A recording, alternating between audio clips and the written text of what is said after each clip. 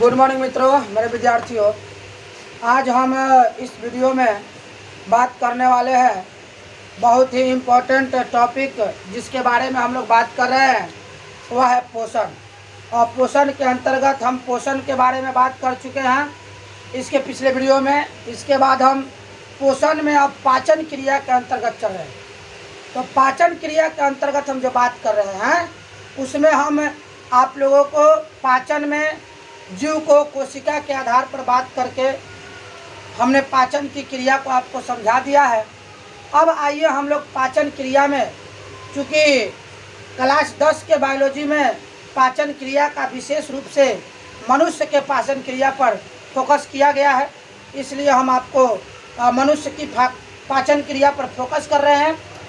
और पाचन क्रिया के हमने आपको बता दिया था कि मनुष्य की पाचन तंत्र में मुख गुहा, ग्रासनली, ग्रासनी, बड़ियात, छोटियात ये मुख्य होते हैं।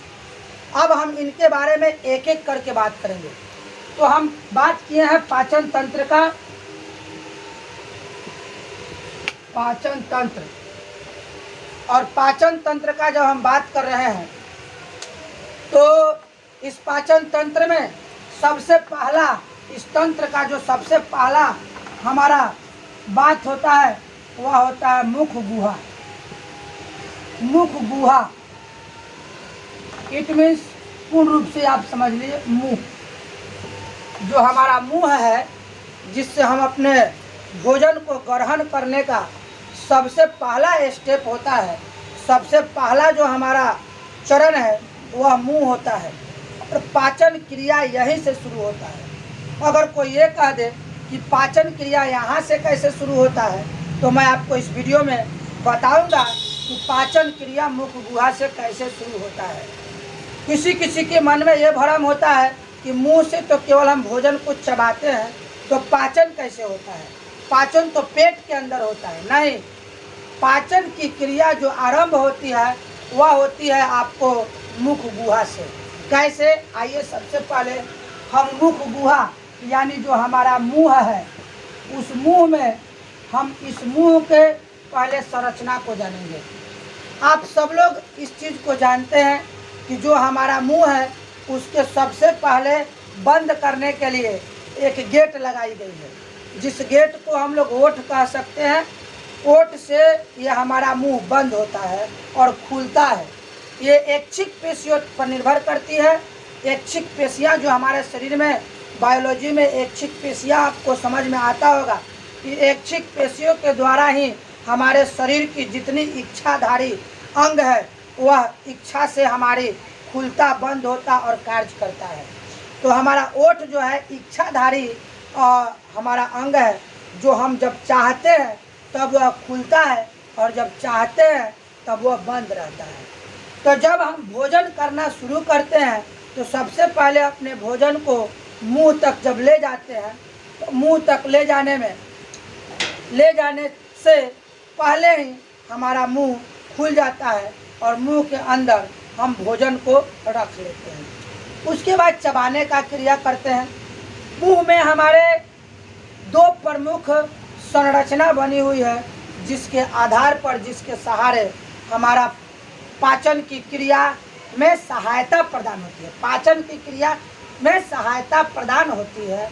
एक है दांत। सबसे पहला हमारा है दांत। सबसे पहला भाग हमारा दांत है।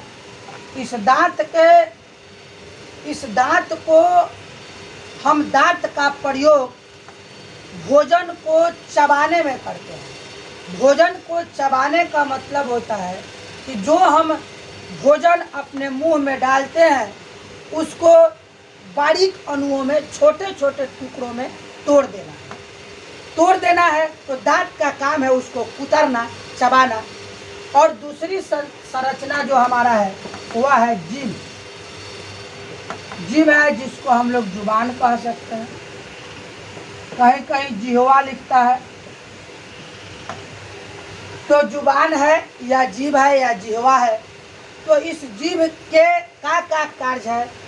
तो जीभ का कार्य है कि जो भोजन हम चबा रहे हैं उस चबाने के क्रम में दांत के पास भोजन को पलटकर और उसको दांत के पास देना है ताकि उस चबाने का कार्य कर सके। जीभ का दूसरा काम है कि जब भोजन पूर्ण रूप से चबा ली जाती है, ये भी एक क्षेत्रपिशिया है कि जब तक हम चबाते रहते हैं तब तक भोजन हमारा शरीर के अंदर माने हमारे पेट के अंदर कंठ से उतरता नहीं है। जब हमारी अनुमान हो जाती है कि हमने चबा लिया है तब वह हमारे कंठ के अंदर उतरता है। अब आइए आपको बताऊं कि जीभ का कार्य हुआ पलटना और दूसरा काम है कि उसको कंठ के अंदर धकेल करके और उसको अंदर ग्रासनी ग्रासनली में भेजता है। इसकी बात ग्रासनी और ग्रासनली की बात हम आगे करेंगे। सबसे पहले जो हमने दो बात आपको बताया, एक दांत और दूसरा जीभ, इनके बारे में हम लोग कुछ विस्तार से चर्चा करेंगे जो आपको जानना जरूरी है। तो हमारा जो जीभ है, सबसे पहले हम दांत की बात कर लेते हैं कि दांत जो हमारा है वह हमारे मुंह का अनमोल रत्न है। अगर किसी व्यक्ति को दांत खत्म हो जाती है किसी कारणवश, उस कारण पर भी हम लोग विचार अभी करेंगे इस वीडियो में, लेकिन कारणवश अगर दांत खत्म हो जाती है तो उनके भोजन का जो लुत्फ होता है, जो इंटरेस्ट होता है, उनको लेना उसके लिए असंभव हो जाता है। तो दांत जो हमारे मुंह में बने हैं, वह दांत जो हमारे मुंह में दांत होता है वह मसूड़ों में जबड़े की दोनों हड्डियां जो ऊपर और नीचे होती है उसमें दांत कनेक्ट होता है जबड़े के हड्डी में, और जबड़े के हड्डी से वह दांत जमता है और मसूड़ा उसकी सुरक्षा करती है। दांत जो हमारा जो आप लोगों को दिखाई देता है, अपने मुंह में दांत जो दिखाई देता है, उसकी 3 भाग होती है। एक भाग जो होता है वह देखिए, यहाँ पर मैं एक दांत का काल्पनिक फोटो बना रहा हूँ और यहाँ से इस पर मसूड़ा चढ़ा होता है, यह मसूड़ा होता है।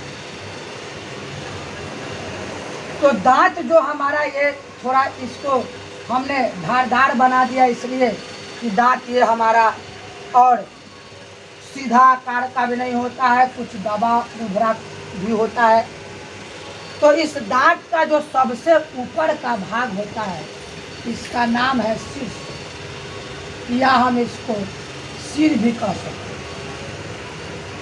दांत जो हमारा है सबसे ऊपरी भाग को हम लोग कहते हैं शीर्ष, और जो मसूड़े के अंदर जो धांसा होता है उसको हम कहते हैं जड़, या इसको अंग्रेजी में रूट कहते हैं।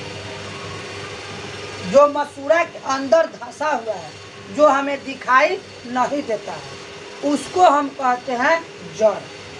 अब आइए कि जो ऊपर जो भाग है, ये ऊपर की भाग है, और इस भाग से जो मसूड़े के पास रहता है, मसूड़ा के ऊपर जो हमारा दिखाई देता है, आप ध्यान से देखिएगा तो मसूड़े के पास जो दांत होता है वह कुछ घासा होता है, कुछ पतला होता है। तो इसका नाम है गर्दन, इसका नाम है गर्दन या ग्रीवा, गर्दन या ग्रीवा। जो भाग हमारा मसूड़ा के जस्ट बगल, जस्ट नीचे यानी मसूड़े से सटी होती है, उसका नाम है गर्दन या ग्रीवा। तो आपको ऊपर वाले भाग को शीर्ष, और जो सामने दिखाई दे रहा है उसको दांत बोलेंगे, और ये जो मसूड़े के पास है इसको ग्रीवा बोलेंगे, और जो मसूड़े के अंदर है, जो जबड़ा में कनेक्ट होता है, संपर्कित होता है, वो दिखाई हमें नहीं देता है, उसको हम लोग जड़ कहते हैं। अब क्या होता है कि दांत को हम लोग सफाई करते हैं। खाना जब खाते हैं तो भोजन की जो कुछ महीन कण होती है वो हमारे दांत में सट जाता है। इसीलिए हम लोग सुबह या शाम जब हमारी इच्छा होती है, हम 24 घंटे के अंदर एक बार दांत को साफ करते हैं। तो दांत को जब साफ करते हैं तो हमारा दांत साफ रहता है, चमकता हुआ दिखता है, अगर किसी व्यक्ति को किसी प्रकार की व्यसन होती है, अर्थात वह किसी प्रकार की नशीली चीज़ों को खाता है, तो उसकी दांत में दाग पकड़ लेता है। अब जब वह दाग पकड़ता है तो वह दाग को जब वह देखता है तो उसकी दांत चेहरे की जो रौनक है उसको बिगाड़ देता है, क्योंकि दांत या तो उसकी काला हो जाता है या पीला हो जाता है। व्यसन वाले लोगों को तो ज़्यादा काला हो जाता है, या कोई आदमी अगर दांत को नहीं धोता है तब पैरिया नामक बीमारी उसको जब पकड़ता है तो दांत उसकी पीला हो जाता है। अब पीला हो जाता है तो जब वह देखता है, कुछ सोचता है, तो देखता है कि दांत हमारा बहुत ही खराब दिख रहा है, तो क्या करता है, उसको सफाई कराने के चक्कर में डॉक्टर के पास जाता है। जब वो डॉक्टर के पास सफाई कराने के लिए जाता है तो एक पत्थर से बनी हुई एक ग्राइंडर होती है, जिसमें सील का पत्थर का एक छोटा सा टुकड़ा लगा होता है और विद्युत के द्वारा उसको नचाई जाती है। नचाने से उसको क्या करता है, वो साफ कर देता है। साफ जब पत्थर से रगड़ेंगे किसी भी चीज़ को तो, और ग्राइंडर टाइप है, बहुत तेज़ी से चल रहा है, तो निश्चित बात है कि वो जो है कि साफ हो जाएगा। जब वो साफ हो जाता है तो क्या होता है कि वो साफ होने के बाद तो हमें नज़र आया कि हमारी दांत बहुत चमकदार हो गई, लेकिन उससे और ज़्यादा घटी।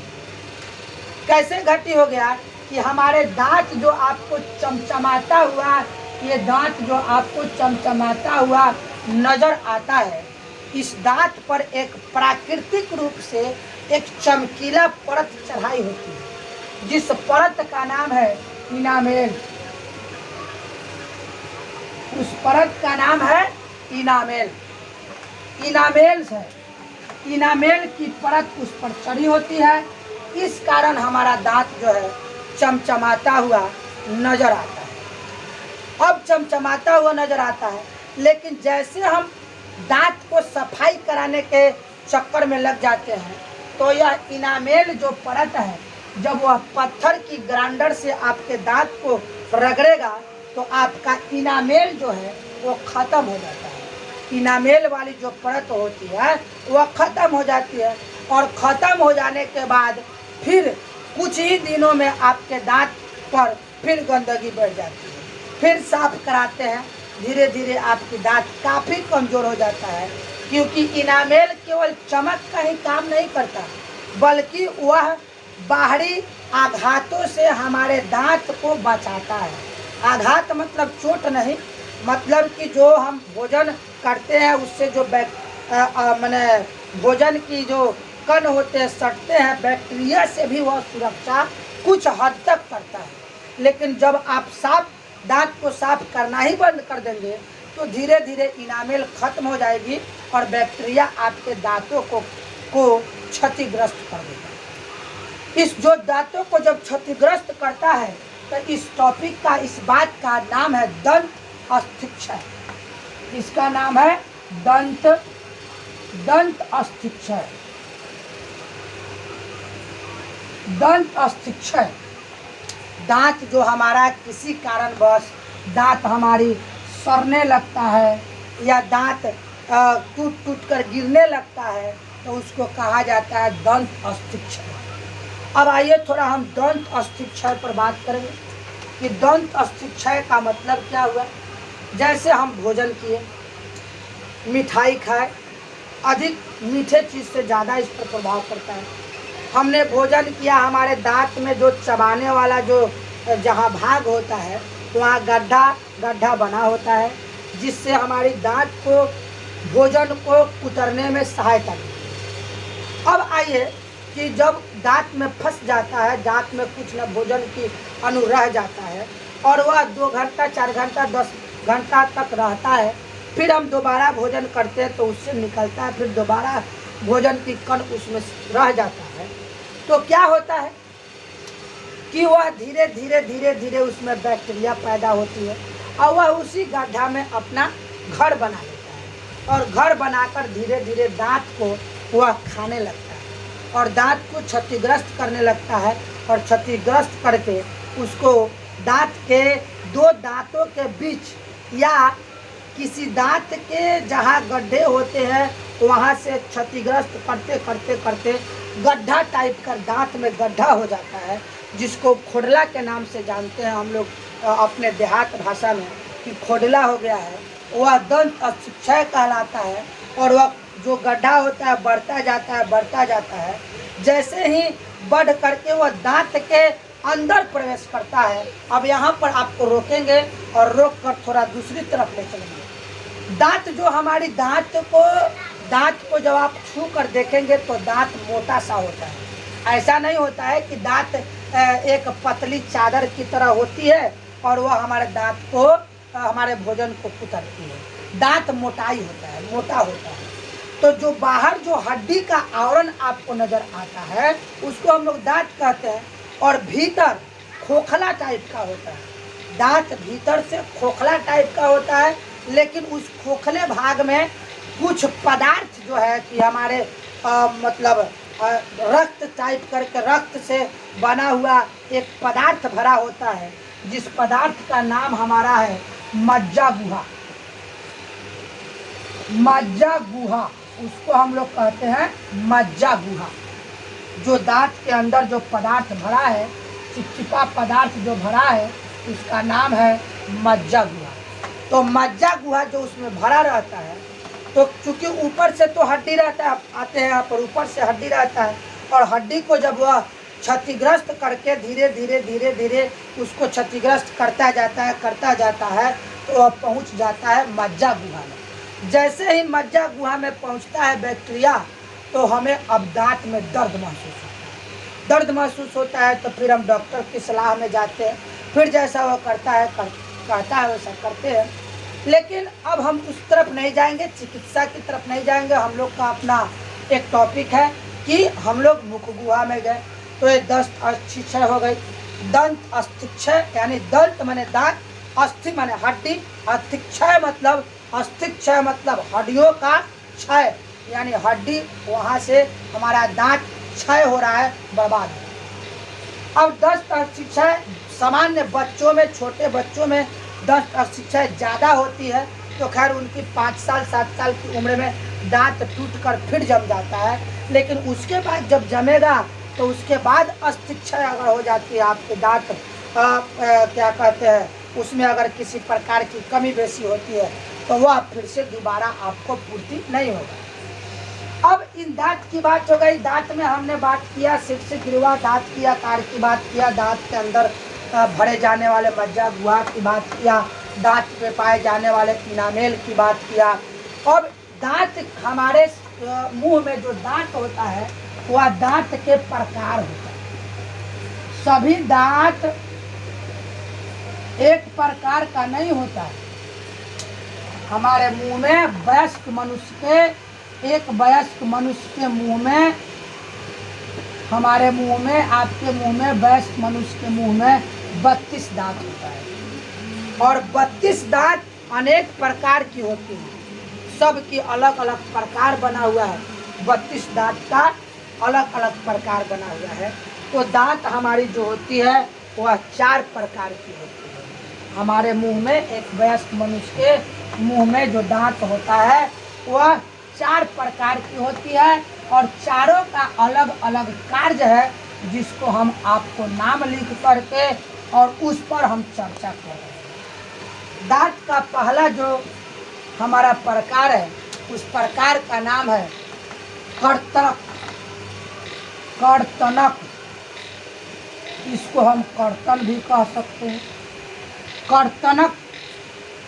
कर्तनक का काम है काटने का, यानी जो हमारे आगे का जो दांत होता है वह कर्तनक कहलाता है। फिर इसके बाद है दूसरा नंबर जो हमारा है वह है भेदक। भेदक का मतलब हो गया, आप लोग नाम से ही समझ जाइए कि भेदक का मतलब भेदने वाला, छेद करने वाला। तो आगे की जो दांत आपको दिखाई देती है, उसके बाद की जो नोकीला दांत होता है उसी का नाम है भेदक। उस नोकीला दांत का नाम है भेदक। आगे की दांत का नाम है कर्तनक। फिर इसके बाद जो तीसरा जो टाइप है वह है चवर्णक।